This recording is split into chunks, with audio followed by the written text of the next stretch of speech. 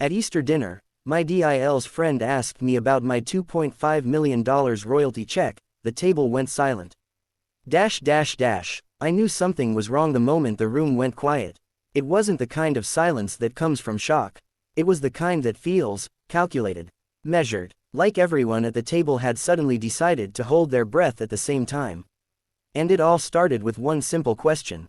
Is it true you just received a $2.5 million royalty check? The fork slipped from my hand and clattered against the china. No one laughed. No one corrected her. They just stared at me. And that's when I realized Easter dinner wasn't about family. It was about me. I've never been the loud one in the room. I'm the kind of man who listens first, speaks later. My late wife used to say I had a storyteller's patience. She wasn't wrong. I spent 30 years writing music quietly in the background, never chasing fame, never expecting recognition. Then one day, a song I wrote decades ago found new life in a streaming revival. It was used in a film, then a series, then everywhere. I didn't even know how big it had become until my lawyer called me. "Congratulations," he said, "your royalty distribution just cleared. $2.5 million. I remember sitting in my small study, staring at the framed photo of my wife on the desk. She would have laughed in disbelief. We'd struggled most of our lives. Mortgage payments, medical bills, sacrifices, and now this. The money didn't change my routine. I still made my own coffee. Still drove the same car. Still lived in the same house. But somehow, it changed how others looked at me. Especially my daughter-in-law, Melissa. Melissa had always been polite. Warm, even. She called me Dad after the wedding, though I told her she didn't have to. She'd hug me when I came over. Ask about my writing. Tell her friends proudly that her father-in-law was a songwriter. At least, that's what I thought. She and my son Daniel hosted Easter this year.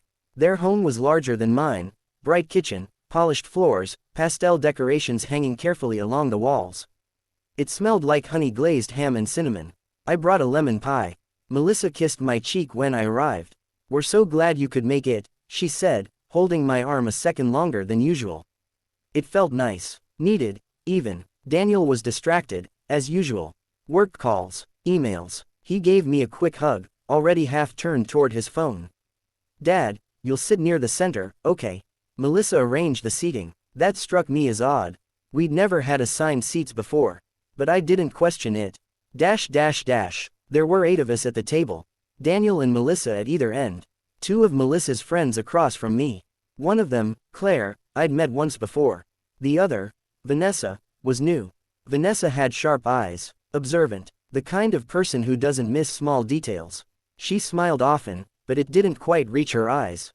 Throughout dinner, the conversation flowed naturally at first. Work, travel plans, real estate prices, inflation, investments. I noticed how often that word came up.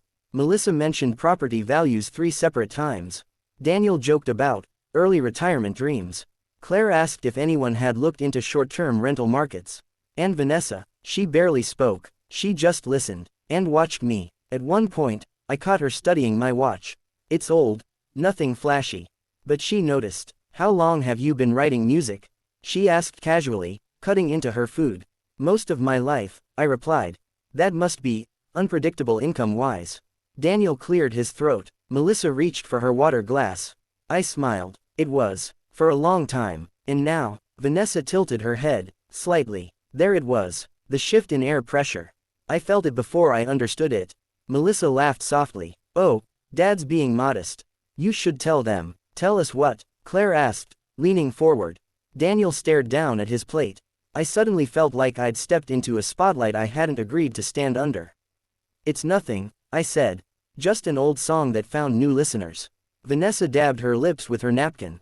"Is it true you just received a $2.5 million royalty check?" The words landed gently, too gently, and that's when the room went silent. I didn't look at Melissa first. I looked at Daniel. He still wasn't looking at me. My heart wasn't racing. It was sinking. Because I hadn't told them the number. Not the exact one. I had mentioned that the royalties were significant. That I felt grateful. That I planned to set aside funds for future security, maybe donate quietly to a few causes my wife cared about. But $2.5 million? That detail had only been shared with one person outside my attorney. Melissa. She had called me 2 weeks earlier, voice sweet and curious. Dad, I'm just so proud of you. I was telling a friend you're finally getting recognized. How much did it end up being, if you don't mind me asking? I hesitated then. I remember standing by the window, staring at the fading winter sky. About 2.5, I said gently. She gasped. Dad, that's incredible. I thought it was admiration. Now, sitting at that Easter table, I wasn't so sure. Is it true? Vanessa repeated, her tone still light. Claire looked stunned. Melissa's smile didn't move. Daniel finally glanced up at me, but only briefly. I could feel something tightening around my chest, not fear, not anger. Recognition. This wasn't a random question. It was planted, carefully, strategically. Why bring it up like this? Why here? Why now? The ham cooled on my plate. My lemon pie sat untouched on the counter behind me.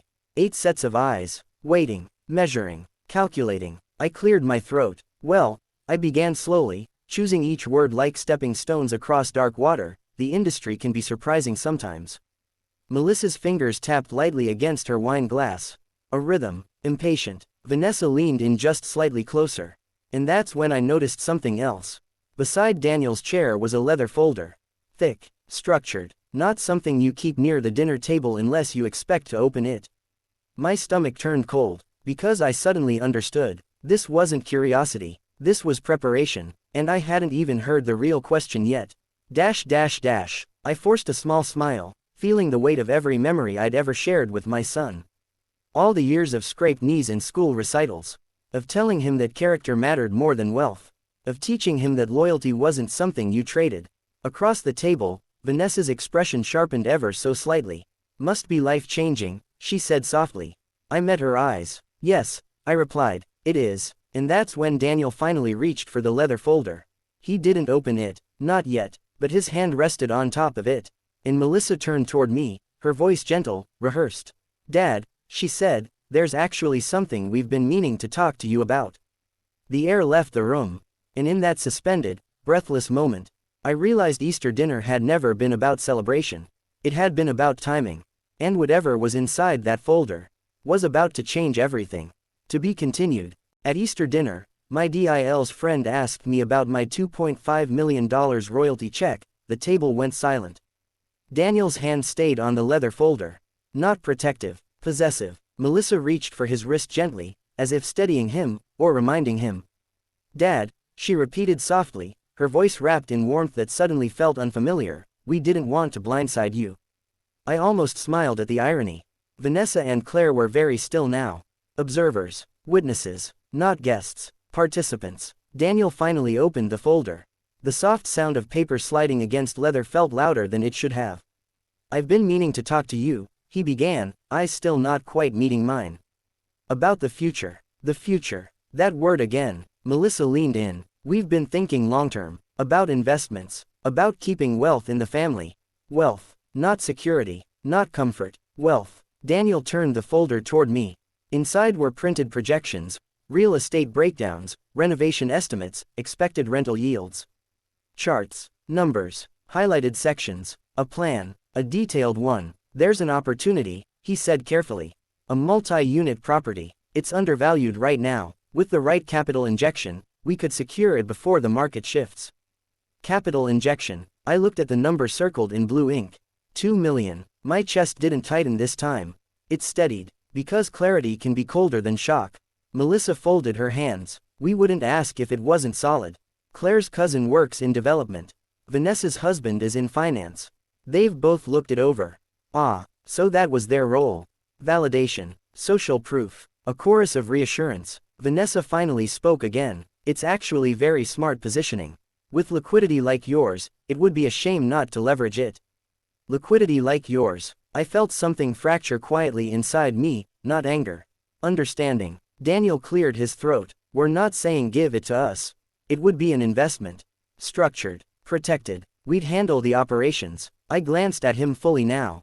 My son. The boy who used to ask me for bedtime stories. Who once cried because he thought he'd broken my old guitar. His eyes weren't cruel. They were anxious. Hopeful. Melissa's were different. Controlled. Dad, she said gently, This is how families build generational security. Generational security. I thought about the hospital room 3 years ago. About my wife squeezing my hand weakly and whispering, "Promise me Daniel will always feel safe." Safe. Not leveraged. Not positioned. Safe. I picked up one of the pages. The numbers were impressive. The proposal wasn't reckless. It was calculated, structured through an LLC. Shared equity percentages. Exit strategy outlined. This wasn't desperation. It was ambition. And ambition isn't evil. But the way it had been presented, that was something else. You could triple it in 10 years, Claire added carefully, as if afraid of breaking the spell. Vanessa nodded. At minimum. Daniel leaned forward. Dad, I know you don't need it. That's the point. You've already won. This could set up your grandchildren someday. I don't have grandchildren. Not yet. But they spoke as if those imaginary children were already seated at the table, silently demanding provision. Melissa's voice softened further. You've always said you wanted your legacy to matter. Legacy. I almost laughed. My legacy had never been money. It had been music. And love. And steady presence. I set the paper down slowly. I didn't realize, I said quietly, that Easter dinner was a board meeting. Silence. Not hostile. Just exposed. Daniel's jaw tightened. It's not like that. Then why invite your friends? I asked. Gently. No one answered. Because we all knew. External validation creates pressure. Social settings make refusal harder. Public environments blur private boundaries. This wasn't cruelty. It was strategy. Melissa's composure slipped just slightly. We thought it would help you feel confident. In what? I asked. In trusting us, she replied. There it was. Trust. The very thing they had quietly undermined by orchestrating this. I folded my hands on the table. I am proud of you, I told Daniel honestly. You've built a life, a career, a home. His shoulders relaxed a fraction. But I need you to understand something. Melissa's fingers stilled. The money I received, I continued calmly, is not excess. It is delayed stability. It is decades of uncertainty finally settling. Vanessa shifted in her chair. I spent years not knowing if I could cover bills, I said. Years watching your mother stretch every dollar until it nearly tore. Daniel swallowed. This isn't a jackpot, I went on. It's peace. No one spoke. Because peace doesn't multiply on spreadsheets. Melissa tried once more. We're not trying to take your peace. We're trying to grow it. I met her gaze. You're trying to accelerate it. That landed. Daniel looked down at the projections again. So, you're saying no? There it was. The real question. Not about opportunity. Not about growth. About access. I stood slowly, not dramatically, just steadily. I'm saying, I replied, that financial decisions deserve private conversations. Not performances. Melissa's face flushed faintly. Claire stared at her plate. Vanessa leaned back, expression unreadable now. I picked up my coat from the back of the chair. Dad, Daniel said, a crack finally appearing in his voice. We just thought. I know what you thought, I said gently. I walked around the table and placed a hand on his shoulder. And I don't fault you for dreaming big. Melissa stood halfway, uncertain whether to follow or protest. But if you ever want my support, I added softly, it starts with honesty. Not orchestration. Her lips parted, but no words came.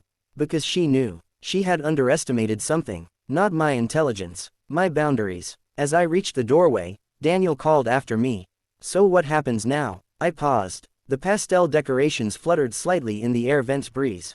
Easter. Resurrection. New beginnings. I turned back toward them, toward the folder still open on the table, toward the carefully prepared persuasion, toward the fragile line between family and finance. What happens now, I said quietly, is that we decide whether we're a family first, or a portfolio. And then I stepped outside into the cool evening air. Behind me, the door didn't slam. It closed softly, but the echo of that question, family, or portfolio, lingered louder than any argument ever could. And for the first time since that royalty check cleared, I understood something my wife had always known. Money doesn't reveal who people are. It reveals what they value most. The end.